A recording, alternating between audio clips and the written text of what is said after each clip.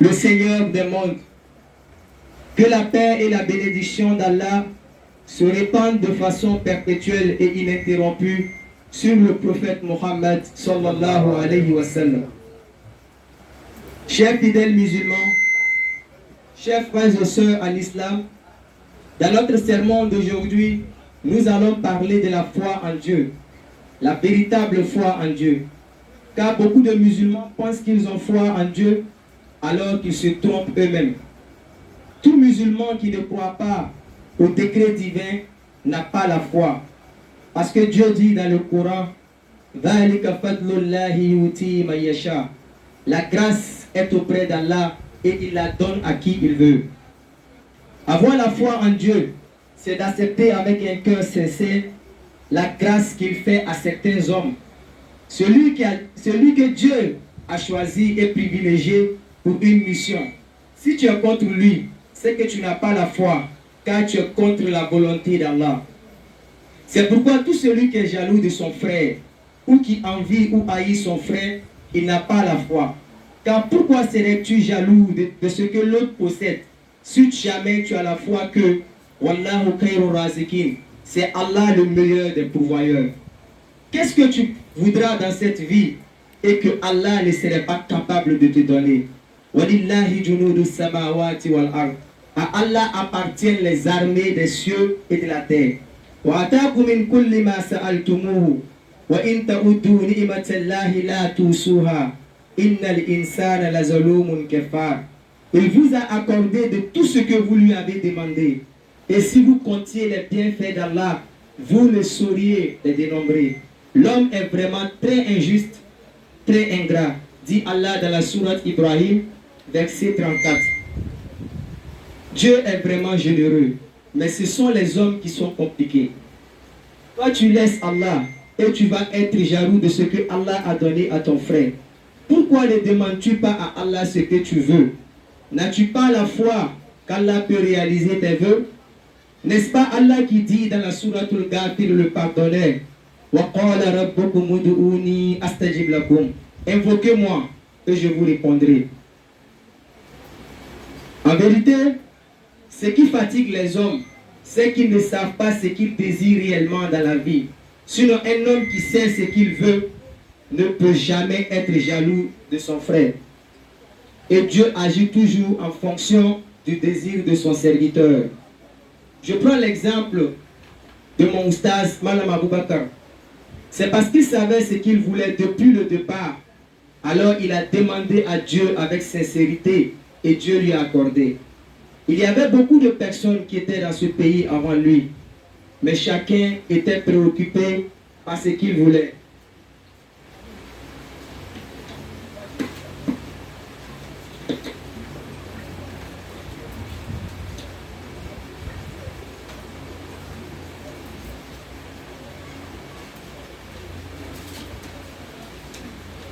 D'autres voulaient la richesse et Dieu leur a donné. Mais lui, il voulait l'éducation des enfants et l'avancement de l'islam. Et Dieu lui a accordé son désir aujourd'hui. Car Allah est juste et équitable. Amen. Alors, Madame Aboubakar n'a pas le temps d'être jaloux d'un homme riche, car sa volonté, c'est la cause d'Allah et non la richesse matérielle. Par ailleurs, tous ceux qui demandent à Allah des vœux et qui ne sont pas exaucés, alors qu'ils vérifient l'état de leur cœur. C'est comme quelqu'un qui prie toujours depuis des années et il est toujours méchant, jaloux et haineux. C'est que ses prières ne sont pas acceptées par Allah. Car Allah dit dans la sourate Al-Ankabut, verset 45, Inna solata tanha anil fahsha'i wal munkar. En vérité, la prière préserve de la turpitude et du blâmable. Mais pourquoi alors tu pries toujours et que Dieu n'accepte pas tes prières et tu demeures toujours mauvais et malheureux dans la vie?